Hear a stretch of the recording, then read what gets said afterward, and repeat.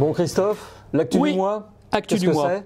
J'ai appris que tu étais allé au salon de Lyon. Ben oui, on s'est croisés là-bas, hein, Bah mon oui. cher Stéphane. Ouais. Tout le monde se rencontre au salon de Lyon. C'était The Place to super. Be.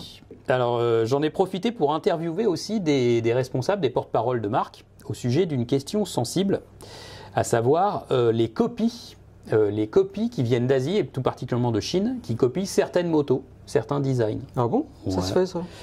Ouais, absolument. Alors, il y a des constructeurs qui font parler d'eux. Là, il y a un constructeur, par exemple, je citerai Moxiao, tu vois, qui fait des petites Très copies, connu, très connu.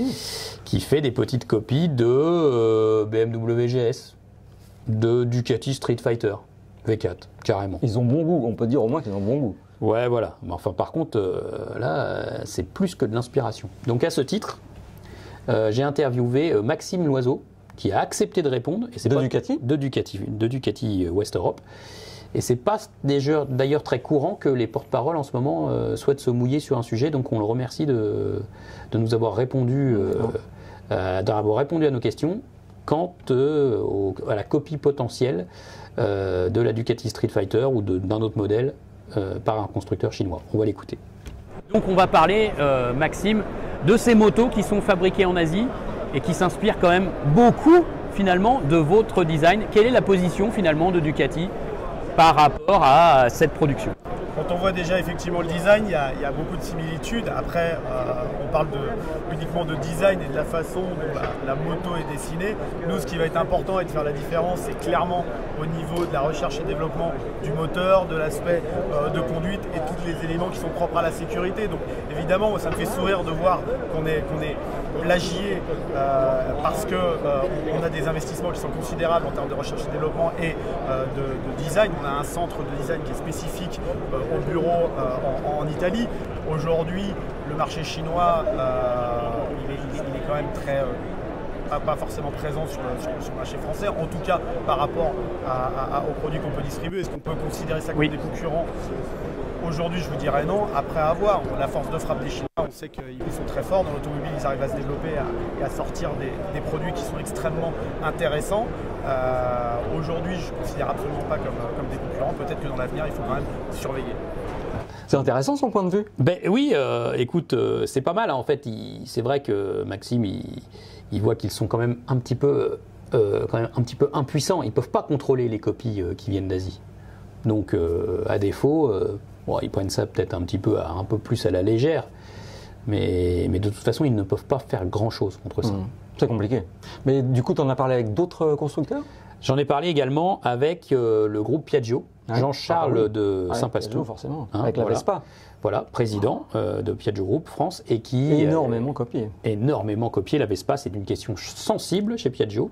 On va écouter ce que nous dit Jean-Charles de Saint-Pastou à propos de ces copies de Vespa.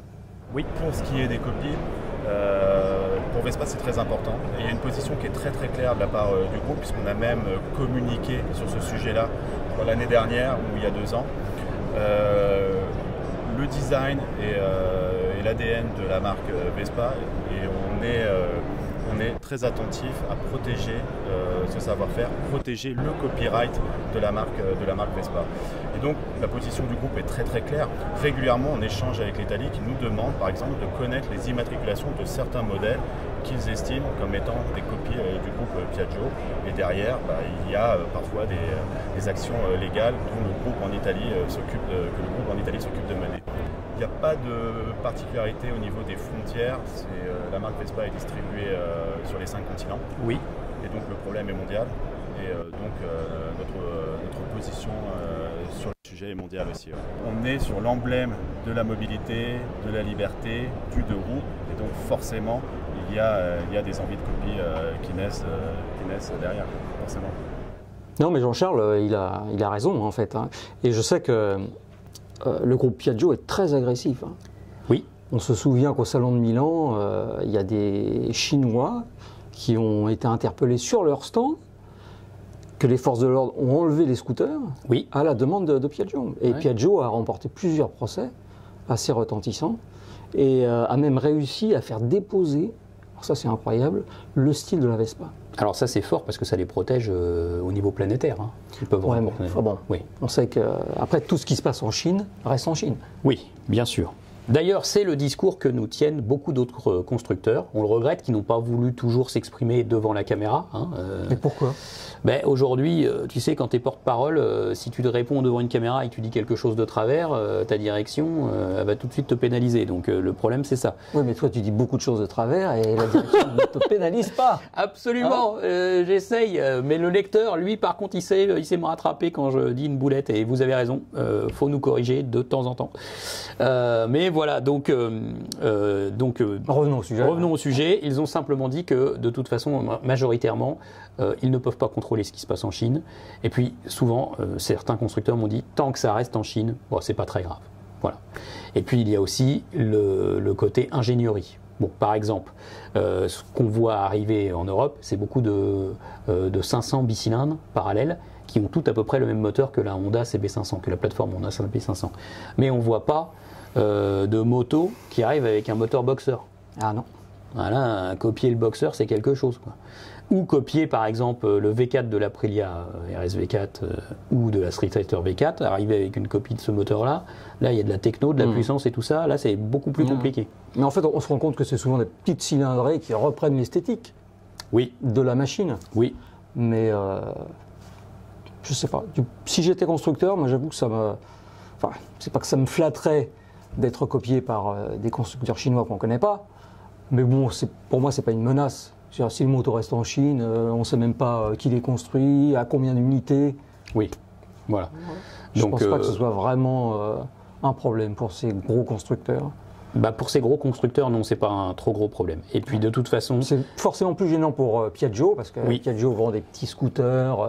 plus abordables. Petites cylindrées, plus abordables, plus faciles à faire, plus faciles à copier. Oui. Mais pour les gros constructeurs style BMW, Ducati et autres, je sais pas, c'est pas... C'est pas un trop gros problème.